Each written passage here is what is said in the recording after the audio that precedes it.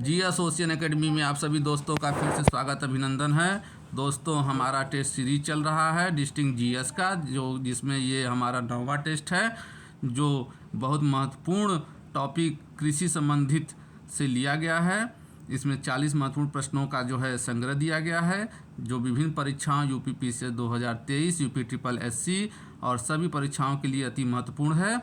तो देर न करते हुए हम अपने टेस्ट को शुरू करते हैं। इससे पहले आपसे निवेदन है कि चैनल को सब्सक्राइब कर लें, बेल आइकन प्रेस कर लें कि अगला टेस्ट भी आपको जल्द से जल्द मिल सके। तो देर न करते हुए चलिए हम स्टार्ट करते हैं अपने सेट को। तो हमारा पहला प्रश्न है, ऊसर भूमि को सुधारा जा सकता है। ऑप्शन ए क्षारीय उर्वरकों का प्रयोग करके, ऑप्शन बी चने का प्रयोग करके, ऑप्शन सी अम्लीय उर्वरकों का प्रयोग करके, ऑप्शन डी जिप्सम का प्रयोग करके। तो इसका सही जवाब होगा ऑप्शन डी जिप्सम का प्रयोग करके। हमारा दूसरा प्रश्न, इसका एक्सप्लेनेशन देख लेते हैं। उत्तर प्रदेश में लगभग 1 हेक्टेयर भूमि सुधार के लिए 10 से 12 टन जिप्सम की आवश्यकता होती है।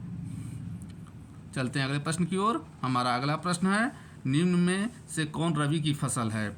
ऑप्शन ए उड़द, ऑप्शन बी मूंग, ऑप्शन सी मटर, ऑप्शन डी ज्वार। तो इसका सही जवाब होगा ऑप्शन सी मटर।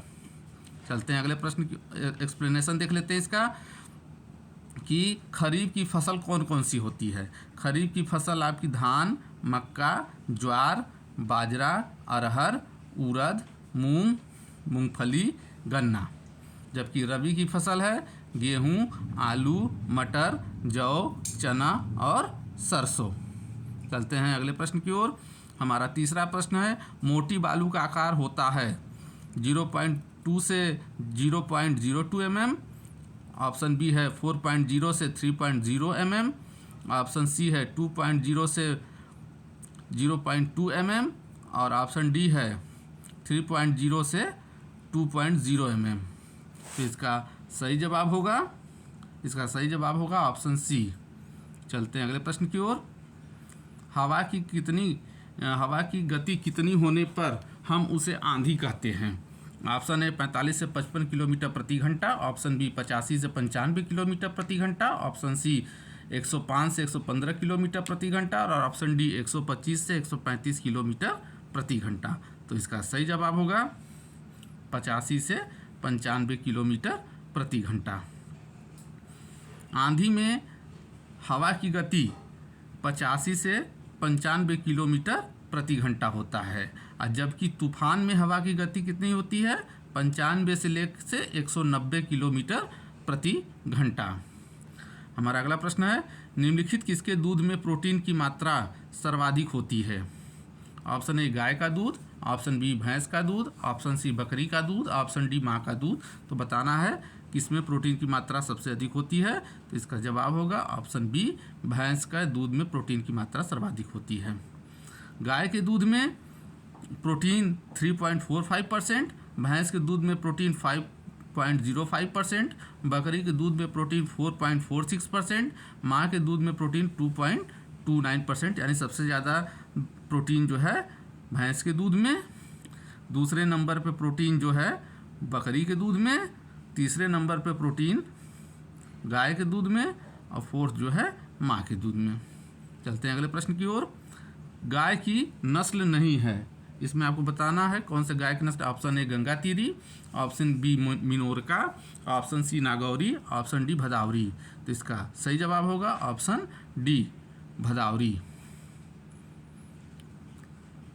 गाय की प्रमुख नस्लें कौन कौन सी हैं, इसको याद रख लीजिएगा। साहिवाल, सिंधी, हरियाणवी, खेरीगढ़, केनबरिया, थारपारकर और अमृतमहल। ये गाय की नस्लें हैं, जबकि भदावरी जो है भैंस की नस्ल है। हमारा अगला प्रश्न, बाग लगाने के लिए सबसे अच्छी मिट्टी होती है, कौन सी होती है। ऑप्शन ए दोमट मिट्टी, ऑप्शन बी चिकनी मिट्टी, ऑप्शन सी बलुई दोमट मिट्टी, ऑप्शन डी रेतीली मिट्टी। तो इसका सही जवाब होगा ऑप्शन ए दोमट मिट्टी। हमारा अगला प्रश्न है, भारतीय खाद्य निगम फूड कॉरपोरेशन ऑफ इंडिया की स्थापना कब हुई थी। Option A 1950, option B 1955, option C 1960, option D 1965। इसका सही जवाब होगा ऑप्शन डी 1965। हमारा अगला प्रश्न है, गन्ने की अच्छी पैदावार के लिए प्रति हेक्टेयर कितना नाइट्रोजन की आवश्यकता होती है? Option A 80 kilogram, option B 120 kilogram, option C 150 kilogram, option D 180 kilogram. तो प्रति हेक्टेयर नाइट्रोजन की आवश्यकता होती है 150 किलोग्राम। हमारा अगला प्रश्न है, राष्ट्रीय पशु आनुवांशिक संस्थान ब्यूरो का मुख्यालय कहाँ स्थित है? ऑप्शन ए हरियाणा में, ऑप्शन बी कर्नाटक में, ऑप्शन सी दिल्ली में, ऑप्शन डी लखनऊ में। बताइए। तो इसका सही जवाब होगा ऑप्शन ए हरियाणा। राष्ट्रीय पशु आनुवांशिक संस्थान bureau, national bureau of animal genetical resources का मुख्यालय जो है हरियाणा के करनाल शहर में है और इसकी स्थापना कब हुई थी? 1984 में। हमारा अगला प्रश्न है, संदूषित दूध से फैलने वाली बीमारी है? Option A AIDS, option B cancer, option C TB, option D polio. तो बताइए। इसका सही जवाब होगा ऑप्शन सी टीबी। इसे एक्सप्लेनेशन देख लेते हैं। संदूषित दूध से कौन कौन से रोग फैलते हैं? इसमें टीबी हो गया, जिसे क्षय रोग भी कहते हैं, एंथ्रैक्स, टाइफाइड, पेचिस, कालरा, ये जो है बीमारियां होती हैं संदूषित दूध से। हमारा 12वां प्रश्न है, निम्नलिखित में भैंस की नस्ल है? Option A Murrah, option B Surti, option C Jaffarabadi, option D सभी। इसका सही जवाब होगा ऑप्शन डी सभी, यानी मुर्रा, सुरती, जफराबादी ये किसकी नस्ल है? भैंस की नस्ल है। चलते हैं अगले प्रश्न की ओर। पशुओं को पेट के केचुए से बचाव के लिए कौन सी दवा दी जाती है? ऑप्शन ए एनाफोर्टिन, option B penicillin, option D सिप्लाडिन, ऑप्शन डी टोलजान। इसका सही जवाब होगा ऑप्शन डी टोलजान। दोस्तों, कृषि से संबंधित प्रश्न सभी परीक्षाओं में 1 या 2 जरूर आते हैं और इम्पॉर्टेंट प्रश्नों का संग्रह है, इसको जरूर 1-2 बार देख लीजिएगा, आपको याद हो जाएगा। हमारा अगला प्रश्न है, एक्सप्लेनेशन देख लेते हैं। पशुओं के लिए प्रचलित कृमिहर दवाएं कौन कौन सी हैं? पिपराजिन, बेनमिंथ, नीलजॉन और टोलजान। ये चारों इम्पॉर्टेंट हैं, इनको याद रखे रहिएगा। चलते हैं अगले प्रश्न की ओर। निम्नलिखित में किसके दूध में मिठास सबसे अधिक होता है? ऑप्शन ए भैंस का दूध, ऑप्शन बी गाय का दूध, ऑप्शन सी माँ का दूध, ऑप्शन डी बकरी का दूध। तो इसका सही जवाब होगा ऑप्शन सी, माँ का दूध का मिठास सबसे ज़्यादा होता है। क्यों होता है? क्योंकि गाय के दूध में शर्करा 4.88% होता है, भैंस के दूध में शर्करा 4.44% होता है, बकरी के दूध में शर्करा या शुगर 4.46% होता है और माँ के दूध में शर्करा जो है 6.21% होता है और शर्करा की अधिकता के कारण ही माँ का दूध सबसे मीठा होता है। चलते हैं अगले प्रश्न की ओर। भारतीय सब्जी विज्ञान अनुसंधान संस्थान ये कहाँ स्थित है? ऑप्शन ए वाराणसी में, ऑप्शन बी लखनऊ में, ऑप्शन सी बरेली में, ऑप्शन डी कानपुर में। तो इसका सही जवाब होगा ऑप्शन ए वाराणसी में। चलते हैं अगले प्रश्न की ओर। हमारा 16वां प्रश्न है, ऊसर भूमि को सुधारने के लिए निम्नलिखित में किसका प्रयोग करना चाहिए? ऑप्शन ए सिरे का प्रयोग, ऑप्शन बी प्रेसमट का प्रयोग, ऑप्शन सी ढैंचा का प्रयोग, ऑप्शन डी उपयुक्त सभी का प्रयोग। तो इसका सही जवाब होगा उपयुक्त सभी। चलते हैं अगले प्रश्न की ओर। एक मार्ग खाद्य पदार्थों पर दिया जाने वाला शुद्धता का मानक प्रमाण पत्र है, इसका मुख्यालय कहाँ है? Option A Delhi, option B Bangalore, option C Nagpur, option D Lucknow. तो इसका मुख्यालय आपका जो है नागपुर में है। या ये भी पूछ सकता है कि एक केंद्रीय एगमार्ग प्रयोगशाला संस्थान कहाँ है? एक क्वेश्चन भी बन सकता है कि केंद्रीय एगमार्ग प्रयोगशाला संस्थान, तो ये केंद्रीय एगमार्ग प्रयोगशाला संस्थान अगर पूछता है तब भी आप बताएंगे नागपुर। चलते हैं अगले प्रश्न की ओर। हमारा 18वां प्रश्न है, भारतवर्ष में चावल की खेती उन क्षेत्रों में होती है जहां वर्षा ऑप्शन ए 80 सेंटीमीटर से अधिक हो, ऑप्शन बी 100 सेंटीमीटर से अधिक हो, ऑप्शन सी 120 सेंटीमीटर से अधिक हो, ऑप्शन डी 150 सेंटीमीटर से अधिक हो। तो इसका सही जवाब होगा ऑप्शन बी 100 सेंटीमीटर से अधिक हो। चावल की खेती के लिए आदर्श जलवायु परिस्थितियां हैं 100 सेंटीमीटर से ऊपर की वर्षा और तापमान 25 डिग्री सेंटीग्रेड से ज़्यादा हो। हमारा 19वां प्रश्न है, 1 हेक्टेयर में बासमती चावल को रोपने के लिए कितने किलोग्राम बीज की आवश्यकता होगी? ऑप्शन ए 5 से 10 किलोग्राम, ऑप्शन बी 10 से 15 किलोग्राम, ऑप्शन सी 15 से 20 किलोग्राम, ऑप्शन डी 20 से 25 किलोग्राम। तो इसका सही जवाब होगा ऑप्शन बी 10 से 15 किलोग्राम। हमारा अगला प्रश्न है, भारत में 200 सेंटीमीटर से अधिक वर्षा वाले क्षेत्र के लिए कौन सी फसल उपयुक्त है? ऑप्शन ए चावल, ऑप्शन बी चाय, ऑप्शन सी कपास, ऑप्शन डी जूट। तो इसका सही जवाब होगा ऑप्शन बी चाय। हमारा अगला प्रश्न है, बोरलाग पुरस्कार किस क्षेत्र के वैज्ञानिकों को उनकी उपलब्धि के लिए दिया जाता है? आप जान रहे हैं हमारा कृषि का जो है संग्रह चल रहा है, तो बोरलाग पुरस्कार किसके लिए दिया जाएगा? कृषि के लिए। याद रखिएगा, बोरलाग पुरस्कार किससे संबंधित है? कृषि के लिए।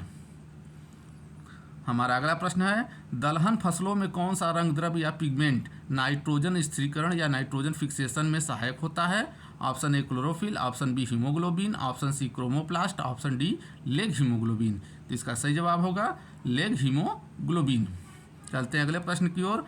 हमारा अगला प्रश्न है, निम्नलिखित में कौन से तत्व की आवश्यकता पौधों के वृद्धि के लिए आवश्यक नहीं है? याद रखिएगा, नहीं पूछ रहा है, नहीं वाले क्वेश्चन में थोड़ा सा ध्यान दीजिएगा, जहाँ नहीं है उस पर ध्यान देने की ज़रूरत होती है। ऑप्शन ए है मैग्नीशियम, ऑप्शन बी है कैल्शियम, ऑप्शन सी है लेड, ऑप्शन डी है आयरन। तो इसका सही जवाब होगा ऑप्शन सी लेड। चलते हैं अगले प्रश्न की ओर। हमारा 24वां प्रश्न है, एजेडिरेक्टिन मुख्य रूप से किस वृक्ष से प्राप्त होता है? ऑप्शन ए है नीम से, ऑप्शन बी है पीपल से, ऑप्शन सी है अशोक से, ऑप्शन डी है तुलसी से। तो बताना है आपको एजेडिरेक्टिन जो कि एक एंटीबायोटिक्स के रूप में काम करता है, किससे मिलता है? तो इसका सही जवाब होगा ऑप्शन ए नीम से। चलते हैं अगले प्रश्न की ओर। हमारा 25वां प्रश्न है, माचिस उद्योग में उपयोगी है कौन सा पौधा? ऑप्शन ए सेमल, option B poplar, option C casuarina, option D उपयुक्त सभी। तो इसका सही जवाब होगा ऑप्शन डी सभी। ये सभी जो है माचिस उद्योग के लिए उपयोगी हैं। हमारा 26वां प्रश्न है, भारत के किस राज्य में क्षारीय मृदा का सर्वाधिक क्षेत्रफल है? Option A Madhya Pradesh, option B Rajasthan, option C Uttar Pradesh, option D Bihar. तो इसका सही जवाब होगा ऑप्शन सी उत्तर प्रदेश में सबसे ज़्यादा क्षारीय मृदा का जो है क्षेत्रफल है। हमारा 27वां प्रश्न है, सर्वाधिक संतरे का उत्पादन करने वाला कौन सा जिला है? Option A Saharanpur, option B Moradabad, option C Kaushambi, option D Muzaffarnagar. इसका सही जवाब होगा दोस्तों ऑप्शन ए सहारनपुर में सबसे ज़्यादा संतरा पैदा होता है। हमारा 28वां प्रश्न है, निम्नलिखित में से कौन सा एक सही नहीं है? एक तरफ बीमारी दी है, दूसरी तरफ फसल दिए हैं। तो पहला बीमारी आपका है ऑप्शन ए चारकोल सड़न गन्ना, काली गिरोई जौ, पत्ती का झुलसा धान, ऑप्शन डी बांध्यता अरहर। तो इसमें कौन सा सही नहीं है? तो ये आपका सही नहीं, ऑप्शन ए सही नहीं है। काली गिरोई जौ में होता है, पत्ती का झुलसा धान में होता है, और बांध्यता जो है अरहर में होता है। संबंधित बीमारी और फसल का एक वीडियो मैं जल्द ही लाने वाला हूँ, जिससे आपका कंसेप्ट क्लियर हो जाएगा। हमारा 29वां प्रश्न बहुत इंपॉर्टेंट प्रश्न, आम की डबल संकर क्रॉस संकर है कौन सा है?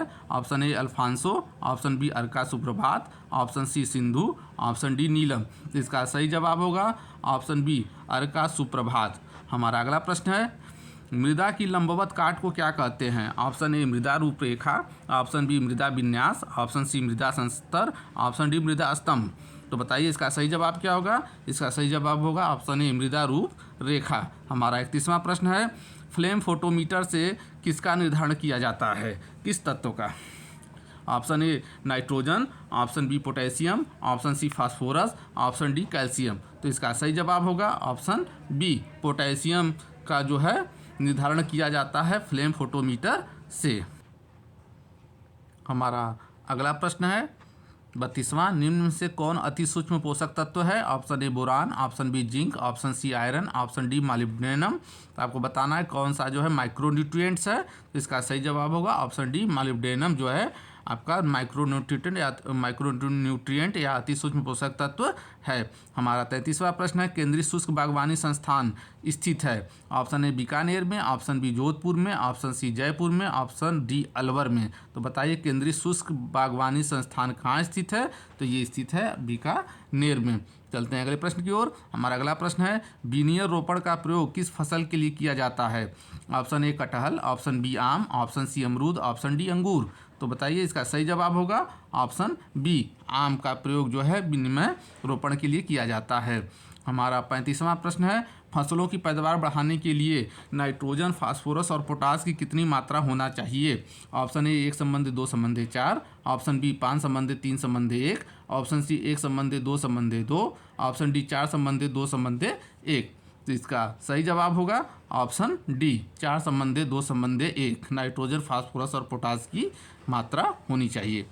चलते हैं अगले प्रश्न की ओर। हमारा 36वां प्रश्न है, सोपान कृषि कहाँ की जाती है? ऑप्शन ए शुष्क क्षेत्रों में, ऑप्शन बी आर्द्र क्षेत्रों में, ऑप्शन सी पहाड़ के ढलान पर, ऑप्शन डी पहाड़ियों के चोटियों पर। तो इसका सही जवाब होगा पहाड़ के ढलान पर सोपान कृषि की जाती है। चलते हैं अगले प्रश्न की ओर। हमारा 37वां प्रश्न है, भारत में स्थानांतरित खेती का स्थानीय नाम है क्या? ऑप्शन ए कुमारी, ऑप्शन बी झूम, ऑप्शन सी पेंडा, ऑप्शन डी सभी। तो कौन सा स्थानांतरित खेती है का स्थानीय नाम है? तो इसका सही जवाब होगा ऑप्शन डी सभी। हमारा 38वां प्रश्न है, नीलगिरी के पहाड़ी क्षेत्रों में कौन सी फसल उगाई जाती है? ऑप्शन ए काफ़ी, ऑप्शन बी चाय, ऑप्शन सी गन्ना, ऑप्शन डी ए और बी दोनों। जिसका सही जवाब होगा ऑप्शन डी ए और बी दोनों, क्योंकि काफ़ी और चाय दोनों जो है नीलगिरी की पहाड़ियों पर उगाई जाती है। चलते हैं अगले प्रश्न की ओर। हमारा बहुत इंपॉर्टेंट प्रश्न, राष्ट्रीय रसदार फल अनुसंधान केंद्र कहाँ है? Option A Nagpur, option B Manali, option C Darjeeling, option D Bhopal. तो इसका सही जवाब होगा नागपुर में जो है राष्ट्रीय रसदार फल अनुसंधान केंद्र स्थित है।